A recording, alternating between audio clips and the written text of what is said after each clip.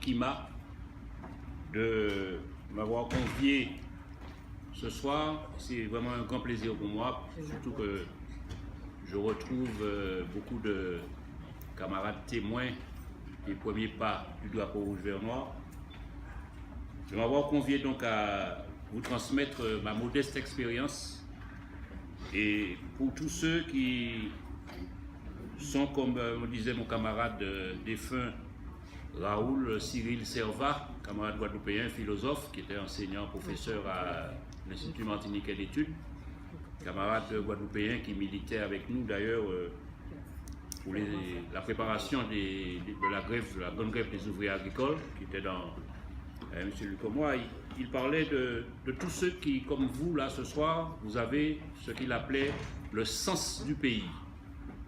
Et donc aujourd'hui, je souhaite plutôt que nous arrivions à une réflexion vraiment consensuelle et qu'à la fin de notre débat, nous ayons débroussaillé encore davantage les chemins de notre identité.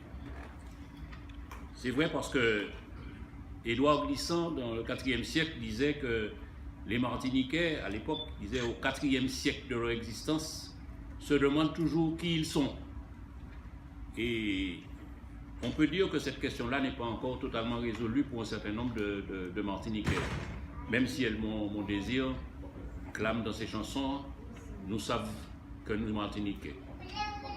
Avant d'aborder le sujet principal donc, de mon intervention sur l'origine du drapeau rouge vert noir, vous me permettrez de rendre hommage à ceux que je considère comme les pionniers de l'élaboration d'abord des trois couleurs qui vont donner le drapeau et qui fondent notre ambition d'offrir aux Martiniquais un emblème qui symbolise notre projet patriotique. Un autre écrivain qui est moins connu, mais qui mérite d'être connu, c'est Salvatore Char. Salvatore Char, c'était un Basque qui travaillait à l'ORTF à l'époque, qui habitait Sainte-Anne et qui était à la Maison Rouge, pour ceux qui connaissent, et qui a eu le prix Renaudot en 1967 pour un livre, Le monde tel qu'il est. Il a écrit aussi plusieurs ouvrages, dont un autre qui s'appelait Les nègres servent d'exemple. Et dans Le monde tel qu'il est, il disait, alors 1967 c'est une indication parce que vous allez comprendre pourquoi plus tard.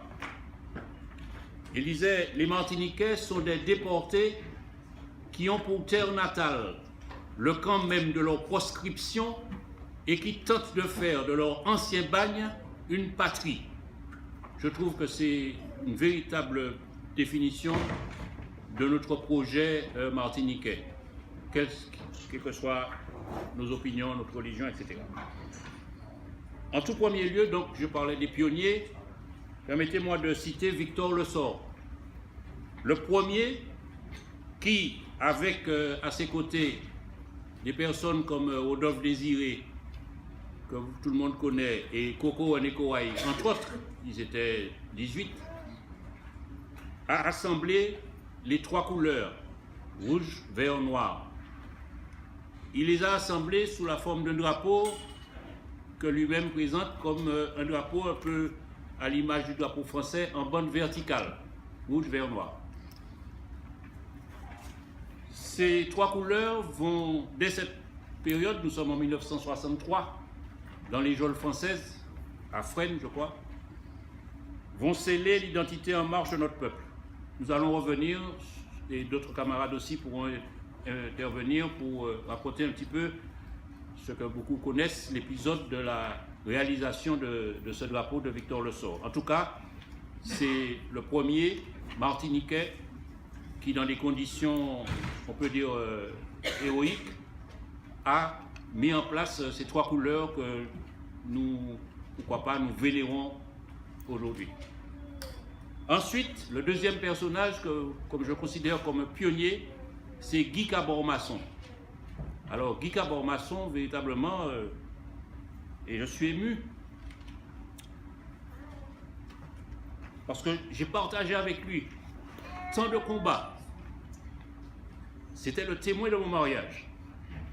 et mon fils, et l'autre témoin assis là, et mon fils qui est présent également dans la salle, était le témoin du mariage de sa fille. Donc c'est-à-dire qu'en dehors des relations politiques que nous avons nouées, et je vais pouvoir compter très rapidement plus tard l'épisode de notre rencontre avec Guy Cabor-Masson, nous étions deux camarades, je vais rapidement, Rodolphe Ramos qui est assis au dernier rang là-bas. Lève-toi Rodolphe. Rodolphe Doubout.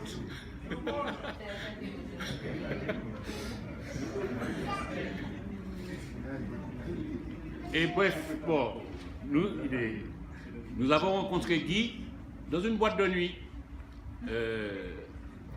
la cabane cubaine, je crois que ça s'appelait,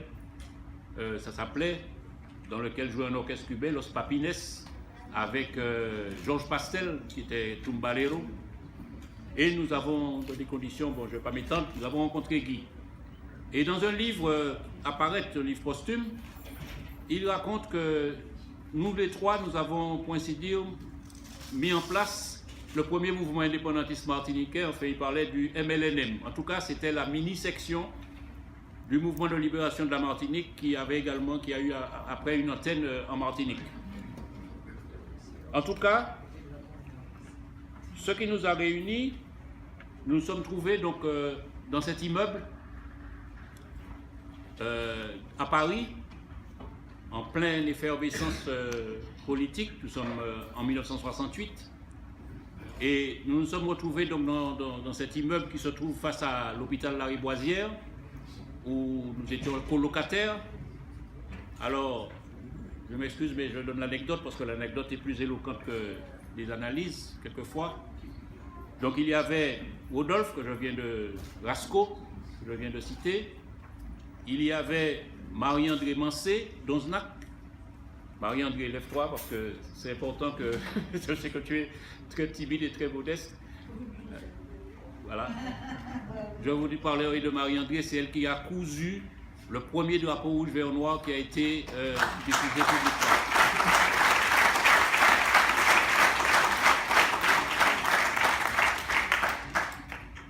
Il y avait Ernest Boiler, ce n'est pas innocent. Ernest Boiler était étudiant à l'école des Beaux-Arts à Paris et je crois qu'il a joué un rôle prépondérant aussi dans la configuration que nous avons finalement adoptée. Mais je me souviens que même moi personnellement, sous mon petit carnet, je faisais des esquisses, on regardait, à un moment on a envisagé de configurer comme les Guadeloupéens, ils avaient un drapeau à l'image du drapeau cubain, un triangle rouge avec une étoile et puis des bandes horizontales. Finalement, je crois que Cabot a tranché aussi avec Ernest et nous avons donc décidé que nous allons publier ce drapeau. Alors, je dois vous expliquer pourquoi.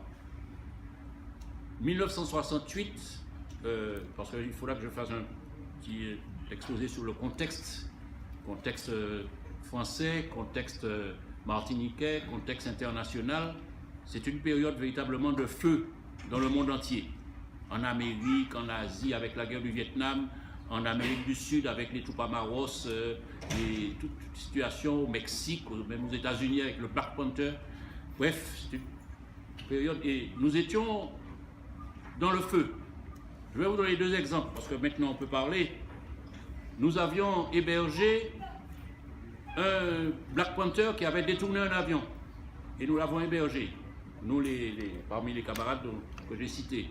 Il y avait aussi Nadiège, qui est devenue mon épouse par la suite. Nous avons hébergé un jeune de Saint-Domingue, il avait à peine 18 ans, qui avait tué un policier à Saint-Domingue. Et il allait manger au restaurant universitaire avec nos cartes. Nous l'avons hébergé. C'est pour vous dire un petit peu dans quel climat nous évoluons. Et puis il y avait le procès du Gong qui se déroulait à Paris à cette époque. Plus tard, on était déjà en préparation du procès de Pierre-Juste Marny en 1969. Et pour le procès du Gong, nous avions réalisé une grande alliance avec les Guadeloupéens, les Guyanais, les Réunionnais. Je me souviens que même des fois Paul Vergès participait à des réunions avec nous. Et puis de nombreuses autres organisations que les camarades qui étaient étudiants à l'époque et qui sont là connaissent. La FEANF, Fédération des étudiants d'Afrique noire en France, l'Union des étudiants vietnamiens en France, etc. Donc nous avions véritablement une activité très intense. Et nous manifestions notre soutien aux camarades guadeloupéens. Alors pour ceux qui ne savent pas, le procès du GONG, c'est-à-dire le groupe d'organisation nationale de la Guadeloupe, faisait suite au massacre perpétré par les colonialistes français en mai 67 à Pointe-à-Pitre. Et le procès donc, des principaux dirigeants du GONG se déroulait à Paris à cette époque-là. Et nous manifestions le long du berge de la Seine, au boulevard Saint-Michel, etc., etc. Alors, nous nous sommes trouvés dans cette situation que nous, Martiniquais, nous étions très nombreux. Nous étions très mobilisés, non seulement des étudiants, mais également beaucoup de travailleurs, parce que nous avions des groupes d'alphabétisation à l'époque, c'est-à-dire que nous intervenions dans les foyers, nous intervenions dans les entreprises, nous préparions des camarades travailleurs dans les PTT, ATP, etc., des concours. Alors je peux citer des noms parce que c'est intéressant de voir qui c'était. Il y avait Vincent Placoli, il y avait Philippe Pierre-Charles, il y avait Victor Edram, il y avait Alain Ancelin. Et nous nous retrouvions au siège de l'amicale de l'Association des travailleurs antillais en France, l'ACTAC, qui se trouvait à la rue Beaubourg. Et donc, nous étions très nombreux, les Martiniquais. Mais lorsqu'il y avait des manifestations, les Guadeloupéens avaient leur drapeau, qui était popularisé par le GONG en particulier.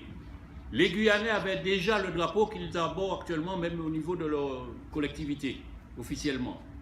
Et nous, nous n'avions pas de drapeau. Donc, en fait, nous nous trouvions comme des Guadeloupéens et des Guyanais. Et ça nous gênait en quelque part, parce que ça nous empêchait de continuer à prospecter, à rassembler d'autres Martiniquais, puisqu'ils ne nous identifiaient pas.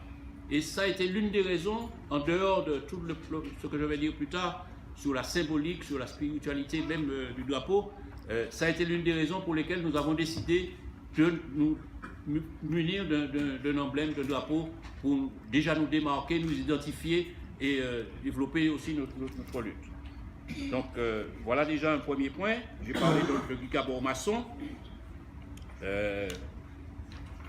En fait, l'histoire a commencé bien avant nous. Elle a commencé avec l'OJAM. Je pense que nous aurons l'occasion d'en parler dans le débat.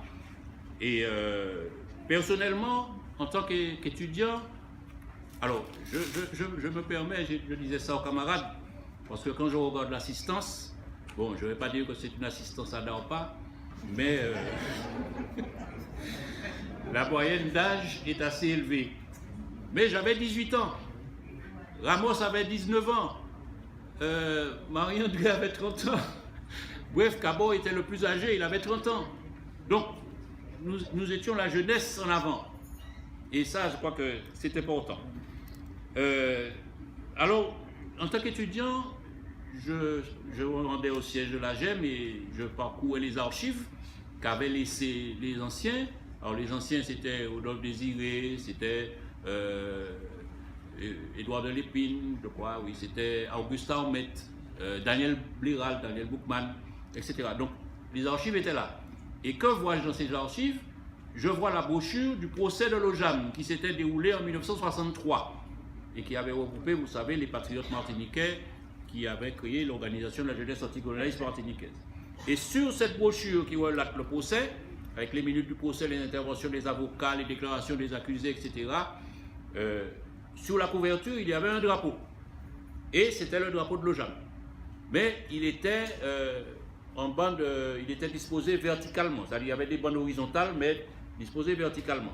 Je regrette parce que, vous ne le savez pas, mais j'ai perdu toutes mes archives dans un incendie, donc ce qui fait que je n'ai pas pu préparer un diaporama comme les autres intervenants. Et puis je découvre, et là c'est pour moi une grande surprise, je découvre une brochure qui s'appelle Conscience antillaise. Je ne connaissais pas. Et surprise, sur le nom des rédacteurs de cette brochure, France Prudent.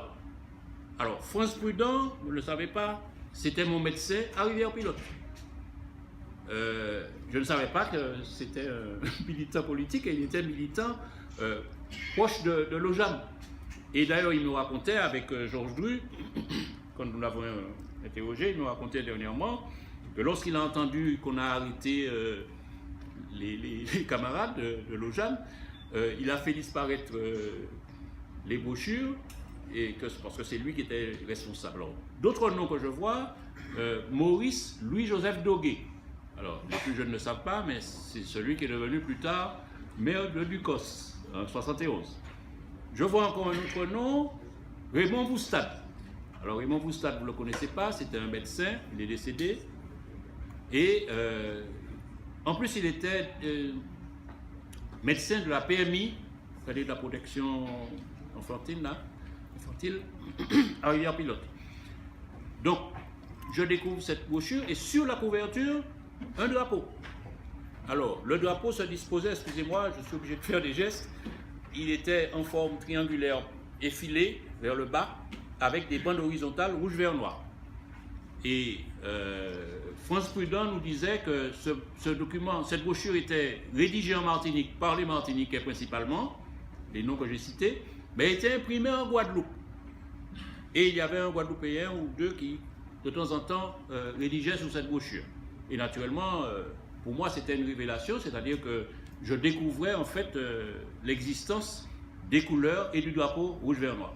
Et vous pensez bien que ça a inspiré le fait que nous ayons décidé de configurer le nouveau drapeau. Alors, voilà un peu les premiers contacts que j'ai eus avec les couleurs rouge, vert, noir et le drapeau, qui a fait que par la suite, avec les camarades que j'ai cités, nous avons décidé de configurer le drapeau tel qu'il existe actuellement. D'ailleurs, l'anecdote, Marie-André s'était trompée, elle avait mis le noir. Oui, c'était l'émotion, et nous avons corrigé tout de suite, et ce drapeau, nous l'avons donc brandi lors d'une manifestation pour la première fois à Paris, une grande manifestation qui partait des usines Renault de Boulogne jusqu'à Barbès. Et j'ai eu l'occasion de faire 2 photos. Alors une photo où on voit effectivement le drapeau, on reconnaît plusieurs camarades martiniquais sur cette photo. Je cite par exemple au hasard Guillaume, Julien Dufournier, etc. Et puis une autre photo, malheureusement qui est en noir et blanc, et le thème de la manifestation qui voulait participer, enfin qui participait aux événements de mai 68 en France. D'ailleurs, sur une grande banderole, on voit inscrit Indépendance pour la Martinique, la Guadeloupe, la Guyane. Indépendance nationale. Donc l'histoire continue avec le MLNM. Je vous ai parlé du MLNM, le Mouvement de Libération Nationale de la Martinique. Alors les camarades que j'ai cités, plus d'autres camarades qui, je pense à par exemple Titine Boller qui était étudiant à Caen, qui nous a rejoints, et d'autres camarades avec les contacts en Martinique, ont créé donc une autre section en Martinique. Et dès ce moment, nous voulions populariser le drapeau. Mais nous avions un problème technique, aussi bien en France d'ailleurs qu'en Martinique. Alors, les plus jeunes ne comprendront pas tout de suite, mais nous n'avions pas les moyens techniques actuellement d'impression. Nous ne maîtrisions pas la couleur. Nous ne pouvions pas avoir la couleur. Et encore une anecdote, la section MLNM de Martinique, Mouvement de Libération Nationale de la Martinique, en Martinique, avait un journal qu'ils avaient appelé au début Drapeau Rouge, ils avaient conservé le titre. Mais pour représenter le drapeau rouge vert noir, ils faisaient un dessin et puis ils écrivaient RVN sur les bandes. C'est-à-dire qu'on n'avait pas les moyens d'impression couleur. Les Ronéos que nous avions, c'était des Ronéos très artisanales où on imprimait des fois feuille par feuille quelquefois. Hein. Le premier tract que nous avons fait, c'était feuille par feuille comme un petit peu bon. Voilà. Alors, beaucoup de choses se déroulent. Et en 1969, alors, je ne vais pas m'étendre sur Guy Cabot-Masson, je pense qu'il mérite à lui seul un colloque pratiquement pour l'œuvre qu'il a réalisée pour notre pays et pour notre peuple. Mais en tout cas, il avait été condamné à 20 ans de prison puisqu'il avait déserté l'armée française où il était lieutenant, mais son histoire est beaucoup plus riche, complexe d'ailleurs que ça. Et il rentre en Martinique en 1969. Alors, entre parenthèses, entre 1967 et 1969, il était en France en clandestin, c'est-à-dire qu'il était là sous un faux passeport. Il avait 2 passeports. Il avait un passeport avec un nom arabe, puis il avait un passeport Guy Cabor maçon, alors qu'il avait ajouté maçon, enfin, bref, je ne rentre pas dans le détail. En tout cas, il rentre en Martinique, et dès son arrivée en Martinique, il commence dans des conditions très difficiles, notamment à Saint-Joseph, où on le faisait passer pour un traître, puisqu'il avait déserté l'armée française. Il commence à militer très sérieusement et à éditer notamment une petite feuille de chou, on va dire ça comme ça, c'est-à-dire que quelques pages, quelques feuilles onéotées, qu'il appelait En avant. Et en principe, le titre complet, c'était En avant pour un second 22 mai. Et il commence le travail avec d'autres camarades, comme Raymond Bourgade, comme d'autres. Il y avait un Africain avec nous, qui s'appelait Konaté, je crois, et Lisette Monjean, enfin plein de camarades. Il commence à populariser la reconnaissance du 22 mai comme notre date de révolution esclavagiste. Et par la suite, il va trouver un moyen, non pas de réaliser le drapeau, oui, je vais écouter, non pas de réaliser le drapeau tel qu'il est actuellement, mais de mettre les 3 couleurs sous ces revues. Alors, je vais aller vite, puisque c'est vrai qu'il y a les contraintes de temps, mais la relève, on va dire, alors, ce qui est intéressant de connaître avec Guy Cabor, c'est qu'il n'est pas seul. Hein.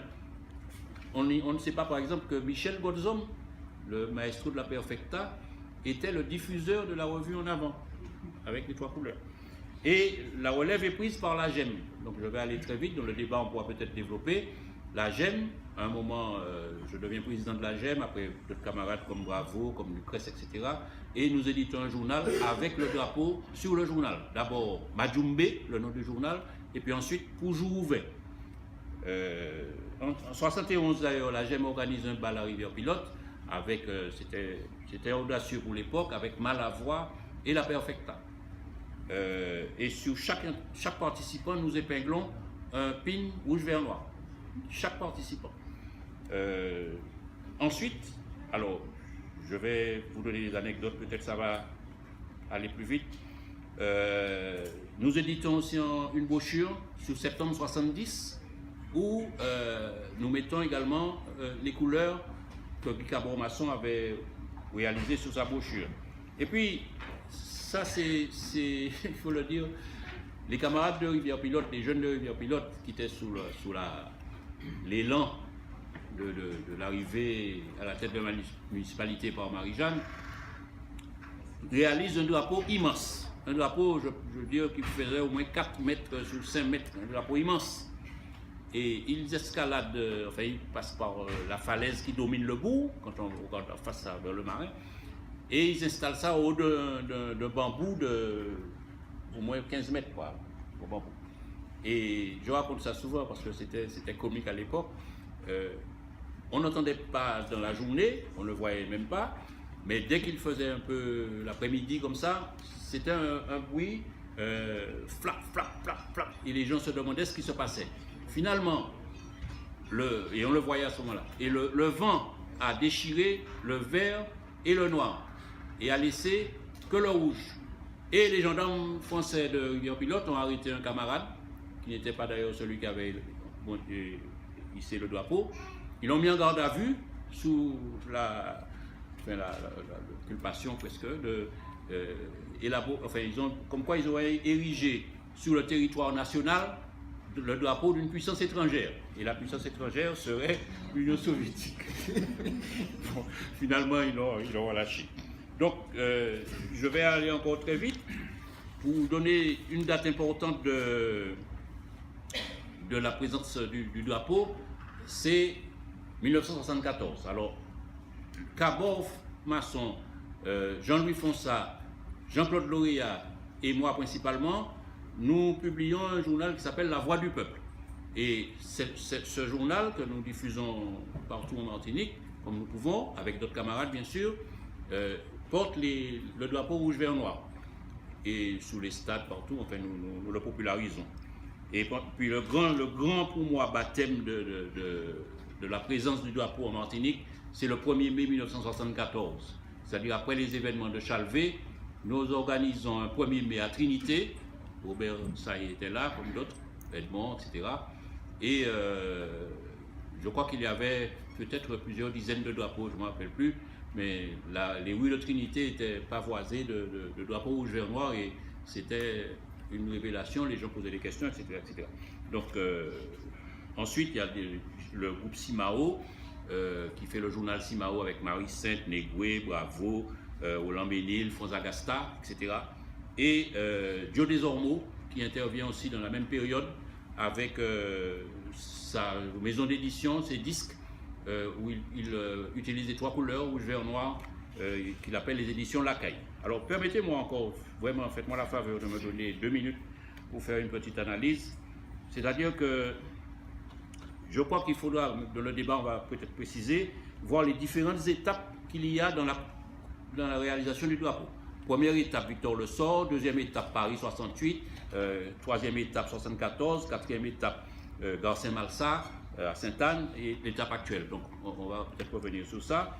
Le contexte, j'en ai déjà parlé. Mais je vais terminer par ce que j'appelle la dimension symbolique et spirituelle du drapeau.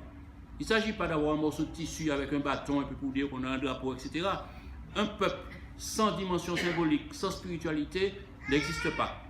On ne peut pas parler de la nation martiniquaise si on dit que c'est un territoire, c'est une langue, c'est des mœurs, etc. Mais c'est un drapeau. Et nous disons que nous sommes une nation, mais si nous n'avons pas encore notre drapeau reconnu, établi dans la lutte, etc., je pense que la nation a encore du chemin à parcourir.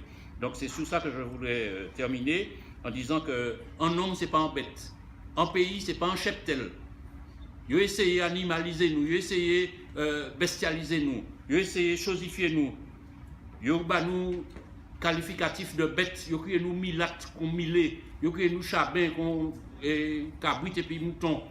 Ils ont créé nous carterons, ils ont nous non bêtes. Le peuple là, ce n'est pas en bête. Et nous, ni droit, ni emblème nous, ni drapeau nous, pour nous identifier comme nous, et puis pour nous personnaliser comme nous, pour nous retrouver identité nous. Et c'est ça, ma dis autres, en nous continuer le combat.